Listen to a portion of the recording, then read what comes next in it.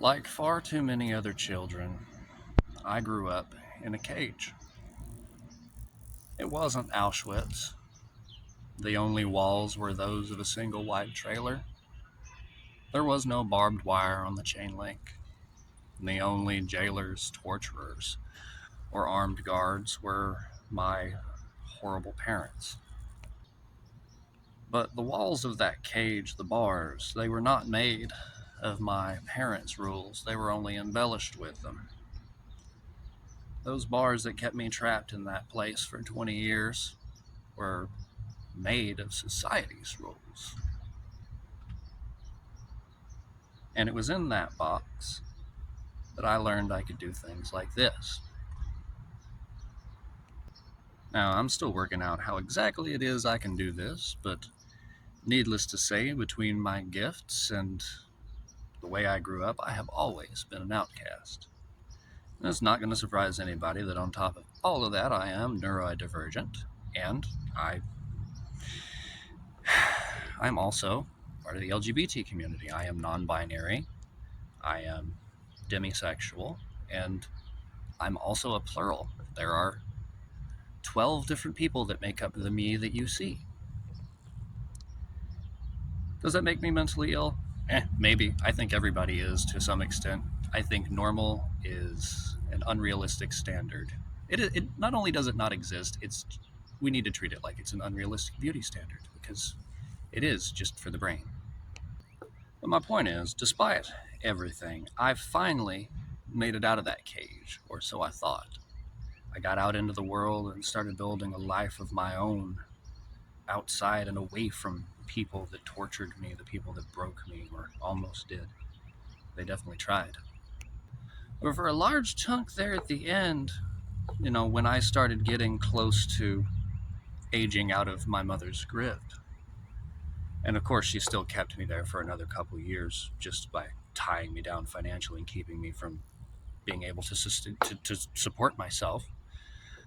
But the closer it got to me escaping her grip, the more involved she got in politics and that sort of thing, and the more worried she got about the rest of the world outside of that tiny little trailer cult house she kept us all locked in.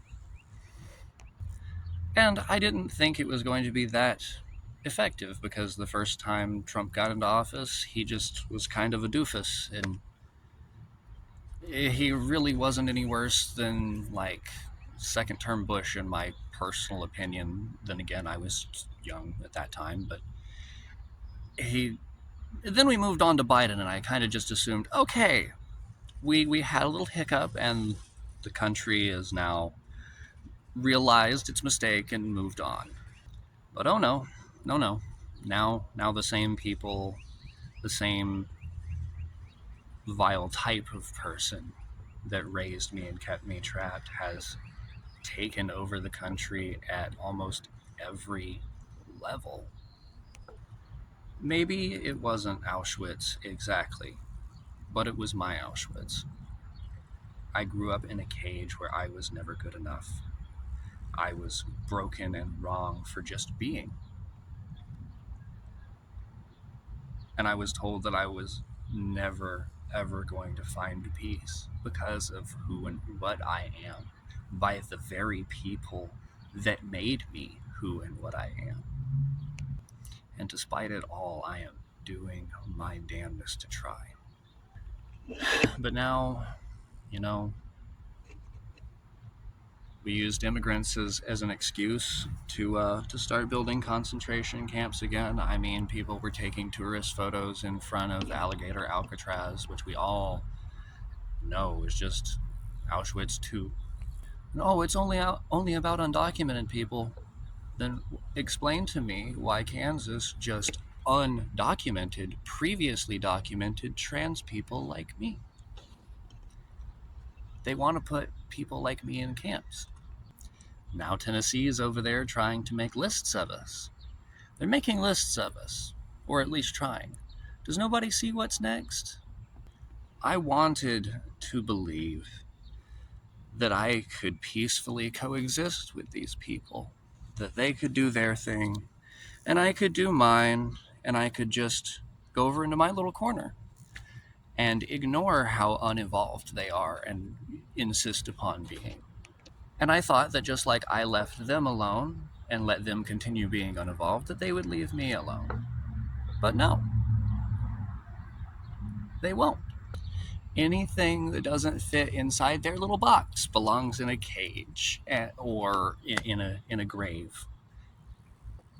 And I cannot exist alongside anyone who believes those things about me, because I don't necessarily have those feelings about those people. Not, I've never felt that way. But John Brown's last words keep ringing in my head as they keep doing more and more and more things to hunt, literally hunt and torture and experiment on people like me.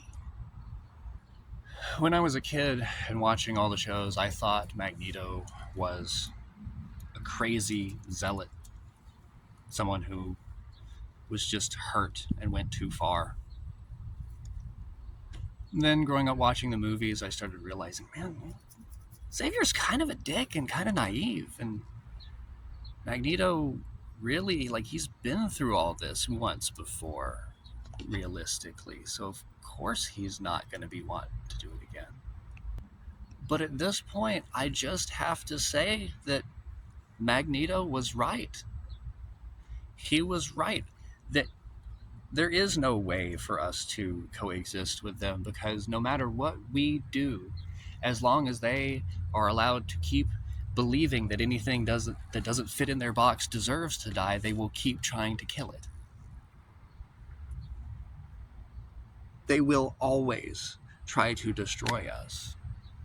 This is a war that they will not let end, just like the Holy War happening in the Middle East right now for the last 2,000 years. The X-Men was always an allegory for the LGBT community, for anybody that didn't fit inside Christianity's little box, because they were always terrified of our bodies, our personalities, what we can do. Oh, we might corrupt other people. And then when it comes to the supernatural or our brains being sharper in certain areas, they're just terrified of us. They're like cavemen poking something strange with a sharp stick. It's been almost a year since I finally gave up on trying to be Charles Xavier and live up to the goodness that I wanted to see in the world. Because no matter how much good I try to plant, somebody keeps coming along and killing it. And I won't be able to get anything that I plant to live until I get rid of the person who keeps coming along behind me and killing everything I plant. Does that make any sense to you? You know, Jonathan Joss was murdered in front of his husband, you know, a Native American gay man, on the first day of Indigenous Pride and Gay Pride Month. And I learned about it 2 days later. I do not regret the girls that drowned at Camp Mystic. I only regret that I couldn't do anything about the shooter directly. And everything that's coming to Florida, to Kansas, to Tennessee, to Texas, as far as weather, they deserve it. Because these are the things that they want to do to us, to people like me. It might not have been Auschwitz, but I'm never going back in a cage again.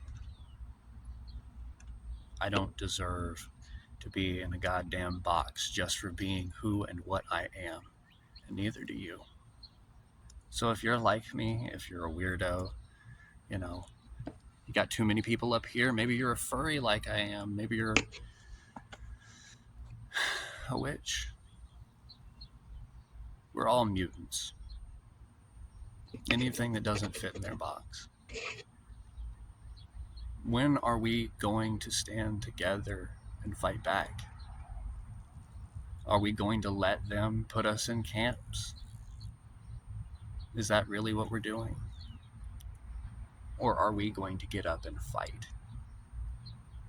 I've been using every ounce of my power, every scrap of my rage to tear shit up since I decided, since they've proven, really, that there won't be a peaceful end to this.